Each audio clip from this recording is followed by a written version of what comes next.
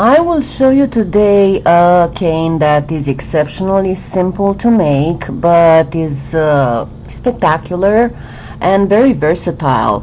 It's been around for, I don't know, I know it for over 20 years, and it's a cane that actually was made famous by the artist Melanie West. Most of her jewelry has this type of organic looking canes, not just this one, but this one is definitely a very organic looking cane. And you start with a plain wrapped jelly roll. For the jelly roll, you can use, I'm going here with a more complicated one, but you don't have to go so complicated. Essentially, you just need a light and a dark color, and then a wrapping similar to the light color, and another one on the outside that is similar to the darker color. So I will be using souffle pistachio, souffle jade, souffle robin's egg, and then Premo white, Premo black, and Premo ultramarine. I will mix the pistachio with white 1-on-1 for the outer wrapping to match the lighter end of my Skinner blend. And the ultramarine, you notice it's very little because I just want a hint of it. I don't want it pure color. And the other thing, if you don't know how to make a Skinner blend, I will link my tutorial about how to make Skinner blends on the card. And once again, you don't have to make it this complicated. I'm using black because I think that black is a little bit more dramatic. So just to show you how I'm starting my Skinner blend, this is how. As you can see, I have a very, very tiny triangle of the ultramarine, and the white is all the way to the end, but I will not have a lot of pure white left. So let me do my Skinner blend, and I shall see you as soon as I'm done.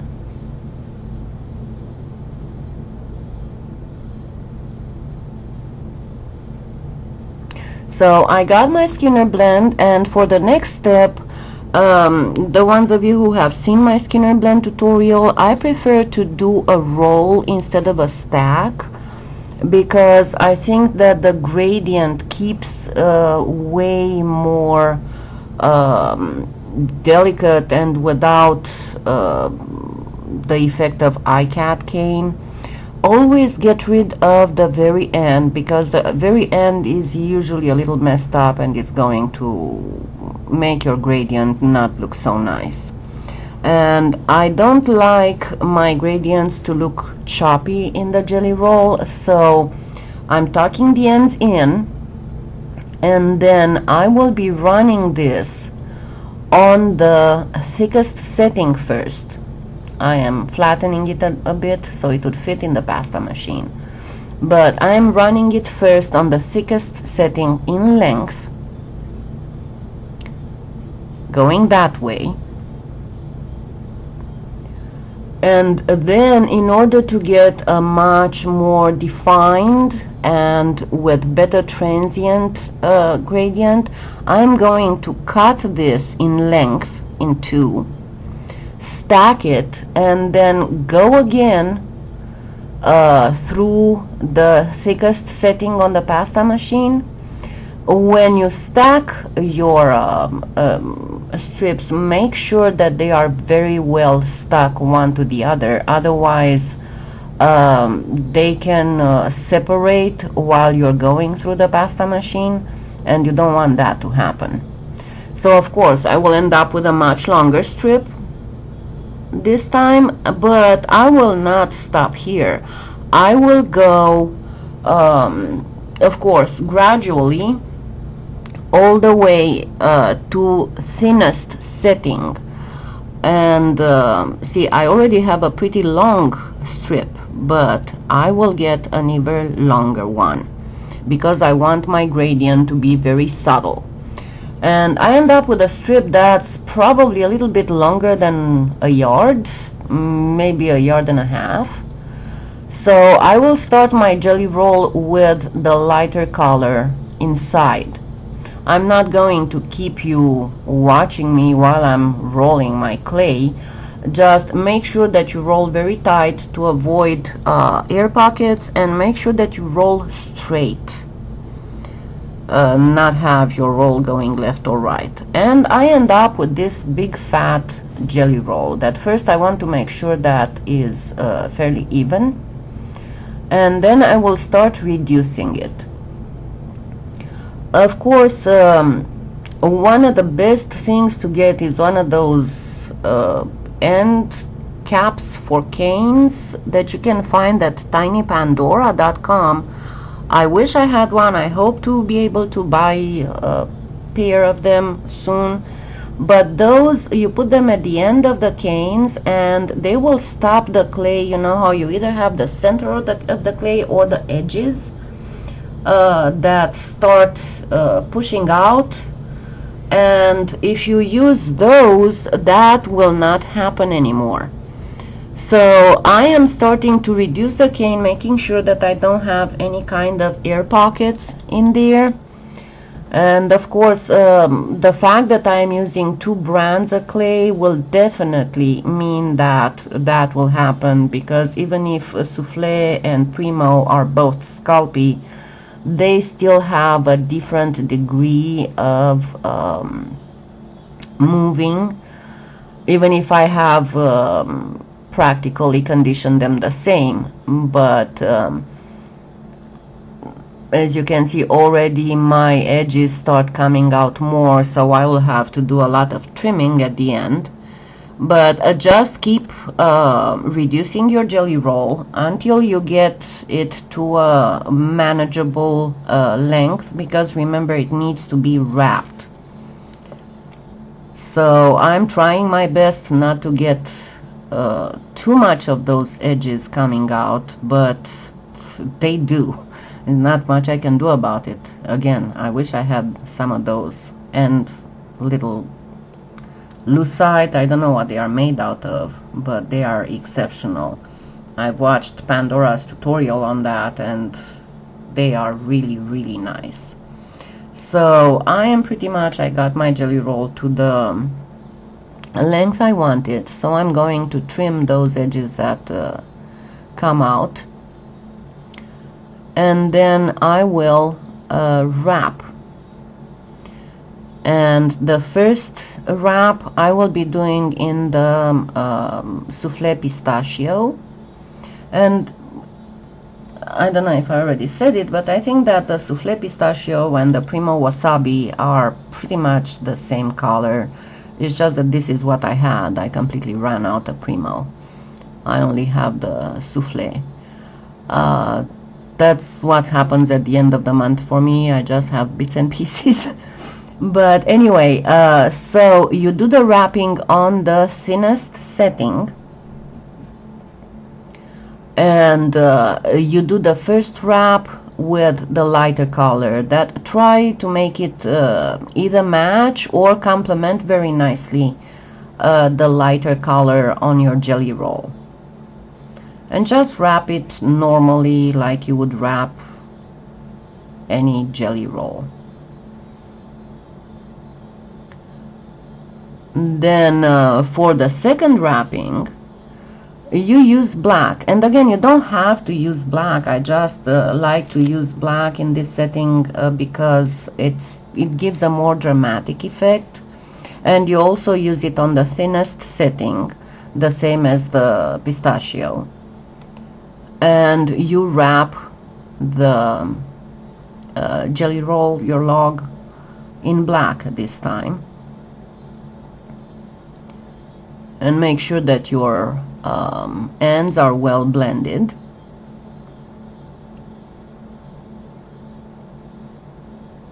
So very simple until now, right? And yes, it is, as I said, an exceptionally simple cane to make. I'm going to cut my ends. I'll have a lot of cane cuts to do a lot of stuff with, because these colors are just gorgeous, don't you think? And I have little Whisper here who wants something, but I'm afraid I'm too busy to take care of him. So after I trim the edges and have my jelly roll all nice and proper, I will put it standing up, and it's not straight. Let me straighten it up perfectly, and then you cut it in 4. Now just you might see my hair because I really need to look straight from above for this, and it's also a good idea to use the cutting edge of your blade, you know, not the dull edge. Yeah, like that. See? Yeah, I taped this, and I was talking like an idiot, and I didn't realize that my audio settings on the computer were not properly set, so I was talking and I was not registering, so I had to retape just the narration. And now for me it's funny when I see what I've been doing. So you cut the jelly roll in quarters, and then you will start pulling up the edges. And when you pull up the edges, don't pull up just the black. Try to pull up also the darker side of the gradient towards the center. And I will do a close-up so you can see exactly how I'm holding that quarter of the jelly roll to achieve this effect, because you need to kind of hold with your index finger on the middle of the jelly roll quarter, and then pull up with your thumb. And hopefully in the close-up you will be able to see how I am moving also the outside of the jelly roll, not just the wrap. See, you hold with your index finger to have a base to press against, and then with your thumb you pull up the wrap and the outer area of your jelly roll, and you do that to all the 4 quarters, and you don't pull it up all the way, about 2/3 of the way close to the center. Don't go much higher than that. If you go half, it's just fine, but about 2/3 is the perfect distance if you want to obtain a nice effect in this cane. So make sure that you have all your jelly rolls with the edges pulled up about as equally as possible. Don't go for everything to be perfect, because the effect of the cane, that organic look, comes exactly from them not being perfectly equal. So once you get them all with the edges pulled, start pressing them. Not very much, about 2/3 of their width. Press them all, and then you are going to put them together side by side, making sure that you match really good on both ends and in the middle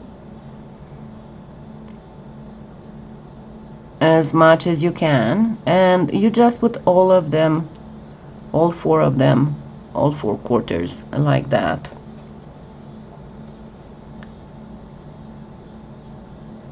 It's okay if one looks a little bit bigger and one looks a little bit smaller and one edge is a little bit higher than the other when you pulled up, because as I said, that is exactly what gives that beautiful organic look of the cane.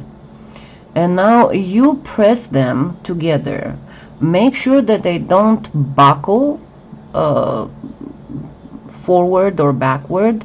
At this point you can actually put them on the tile on your working space to make sure that they are straight. And you can start reducing a little bit to lengthen them. And at this point, trim the edges so you get a clear cut. And you can already see once I trim that slice from the edge, you'll be able to already see how beautiful the cane looks. And look at that. Look at that beauty. Isn't that gorgeous? So let me trim the other end too, and then I will cut the cane in two and then put it again side by side. And at this point, once you get this, of course you can lengthen it. You can start with a bigger cane, and so you can obtain a much longer one, but you can make all kinds of patterns with this cane. And I will show you with a couple slices. I'm not going to use the whole cane for that because I have intentions with it. I'm going to make some pieces of jewelry. But I thought to show you while I was at it. You can, for example, stack it, or not stack the whole cane, just get the slices. But you can manipulate the whole cane. I'm going to manipulate slices so I still can keep my cane intact. As I said, I want to do stuff with it. So make sure that at this point it's fairly rectangular and pretty, and you don't have anything coming out. And I will show you with some slices what you can do with it. First, you can put the slices back to back with the darker side, with the wrapping side inside, and look what a beautiful effect you already obtain. It's already gorgeous. Or you can actually manipulate, and if you pull the edges downwards on both sides and bring them down to the point that you can put them together, you have a beautiful fern leaf if you want. Especially if you use the proper coloring, you will have a gorgeous fern leaf looking like leaf. And see how pretty it is? Gorgeous. Or you can get, and I will get one of the first slices to show you, you can manipulate either the slice or the whole cane in a triangle by pinching together the end where the wrapping was. And when you do that, you get a beautiful mermaid tail or fin. Well, fish, but I'd rather have it mermaid. I actually used this cane for when I was still sculpting art dolls, one of a kind. I used this cane for mermaid fins and tails. And again, you can manipulate the whole cane into triangles and then treat it exactly like a kaleidoscope cane and obtain beautiful organic looking round patterns. Or you can put them together exactly the opposite, and then with a lighter part inside, and then you get a completely different pattern. And you can even manipulate that pattern if you bring the top and the bottom together. You will get something looking exceptionally organic. In my opinion, it looks a little bit like the underbelly of a trilobite, but or like the mouth of a Venus flytrap. But you can see, you can get all kinds of fun and gorgeous looking shapes. And you can use all kinds of color combinations. For example, instead of that mix of pistachio and white, I could have used a very light beige, like a latte and white put together. Or instead of the pistachio and white, I could have used like a very light turquoise, maybe turquoise mixed with white. Or, as I said, you can use any kind of color combination as long as you have the first wrapping lighter and either matching the lighter part of the Skinner blend or combining with it very nicely, and then the very outer wrap in a color that would be either a shade darker than the outer side of the jelly roll, or a black or something complementary. As I said, in this specific color combination, I thought that black would be way more dramatic than if I would have used the ultramarine or even the ultramarine mixed with black. And as you can see, it does look beautiful. So I will be making a lot of pretty jewelry with it, of course. And yes, I actually intend to do another one with a different type of another color combination to match it. But this is it. This is a very versatile. I don't know if it's called in any way. I've known it for years and years, and what can I say? Happy claying!